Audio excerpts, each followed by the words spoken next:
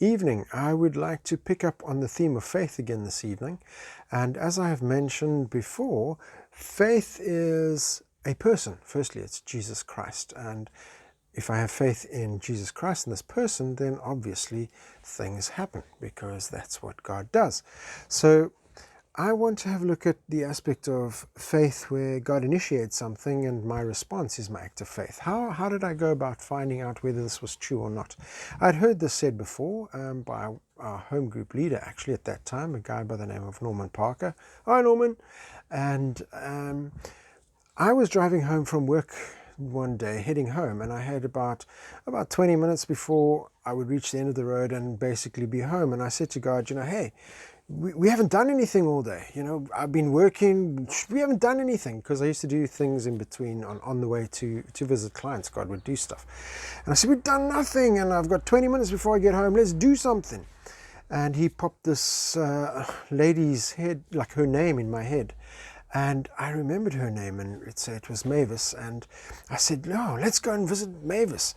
But God, I don't know where she lives. I knew which suburb she was in Oceanview, which is out in like the southern side of the Cape Peninsula, but I didn't know where. Where does she stay? And there's 25,000 people that live there. How am I going to find her? So I said, hey, God, you've initiated this. You've put her name in my mind, so let's go. So I headed towards Oceanview, and I just thought, okay, I guess God will show me how to get there. I've had a few incidences before, and God's pretty good. He's a GPS, a God positioning system.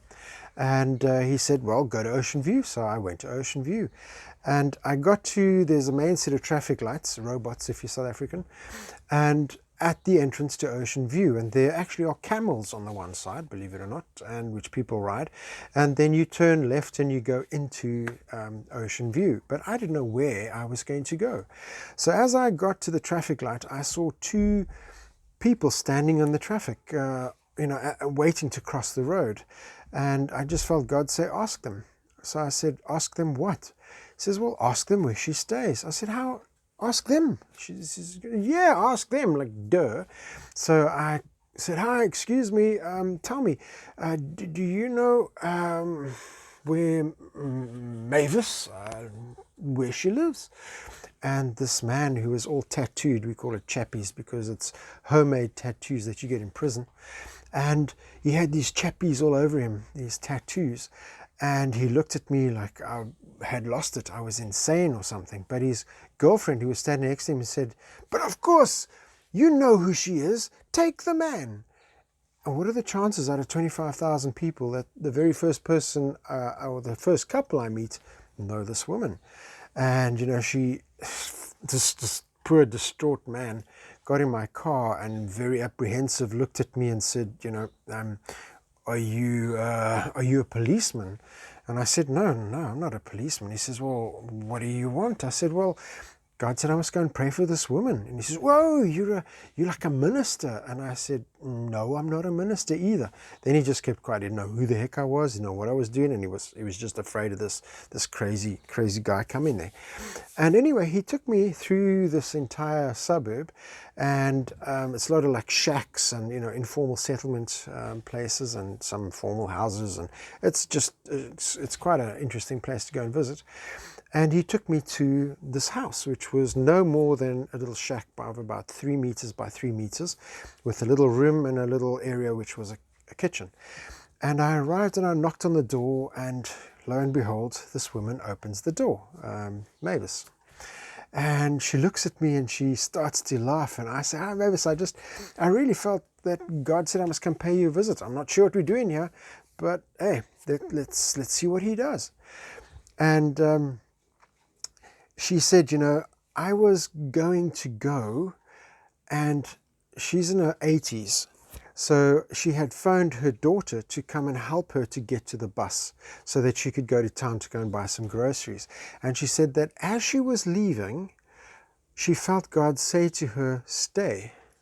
I'm sending someone to come and pray for you.